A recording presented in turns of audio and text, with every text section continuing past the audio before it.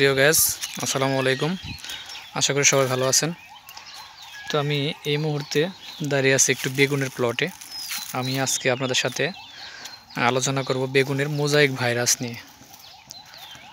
বেগুনের mosaic virus আসলে কিভাবে আপনারা বুঝবেন যে আমার বেগুনের গাছ মোজাইক ভাইরাসে আক্রান্ত হয়ে গেছে। তো এই বিষয় নিয়ে আমি আলোচনা করব, সে পর্যন্ত আপনারা আমার সাথে থাকেন।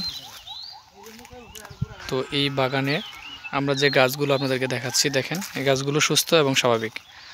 তো এর মাঝে দেখবেন কিছু গাছ পাতা হলুদ ফ্যাকাশে হয়ে গেছে, আর এই গাছগুলো মোজাইক ভাইরাসে আক্রান্ত। তো মোজাইক ভাইরাসে আক্রান্ত হয়ে গেলে সেক্ষেত্রে আসলে কিছু করার থাকে না। তো আমরা যে বাগানের যে মালিক ভাইয়ের সাথে একটু কথা বলবো। আসসালামু আলাইকুম ভাই। ওয়ালাইকুম আসসালাম। কেমন আছেন ভাই? এই তো আল্লাহ পাক ভালো রাখছে। তো এই বাগানটা তো আপনার, তাই না? জি ভাই। তো এই রোদ্রের মতো কাজ করতেছেন। জি। তো আপনার বাগানের এই যে ম্যাক্সিমাম গাছ দেখা যাচ্ছে যে পাতা হলুদ হয়ে যাচ্ছে, এটা কি ভাইরাস নাকি? এটা তো বুঝতে পারতাছি না ভাই, না এটা কি রোগ সেটা তো এটা আসলে ধরতে পারতেছেন না, তাই না? না ভাই। তো এটা হচ্ছে মোজাইক ভাইরাস। হ্যাঁ, এই ভাইরাসে যদি আক্রান্ত হয়ে যায় সেক্ষেত্রে দেখবেন গাছের পাতাগুলো আস্তে আস্তে হলুদ হবে, ফ্যাকাশে হয়ে পরে গাছ ফল দিবে না, ওই গাছ দেখবেন আস্তে আস্তে মারা যাবে।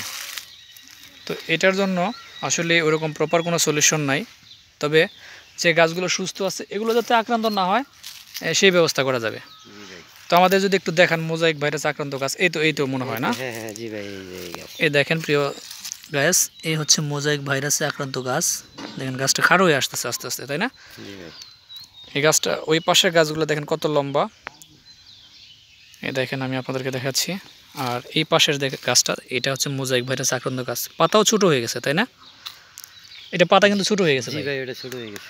তো এই দেখেন আপনারা, এই গাছের পাতা ছোট, আর এই হচ্ছে পাতাটা হলুদ বর্ণ। দেখেন আস্তে আস্তে পাতাগুলো খাটো হয়ে আসবে। তো পরে আস্তে আস্তে গাছগুলো মারা যায়। এই পাশে আরেকটা প্রায় 50-60টার মতো গাছ এই রোগে আক্রান্ত হয়ে গেছে। তো এই রোগে যাতে আক্রান্ত না হয় সেক্ষেত্রে আপনারা মাটিতে ব্যবহার করবেন প্রতি বিঘার জন্য 3 প্যাকেট ক্রুজার। এই ক্রুজারটা ভাইরাস এবং ব্যাকটেরিয়া, নেমাটোড এবং মাটিতে যে ছত্রাকজনিত রোগগুলো বা ভাইরাসজনিত রোগগুলো তৈরি হয় সেগুলোর জীবাণু ধ্বংস করে দেয় এই ক্রুজার।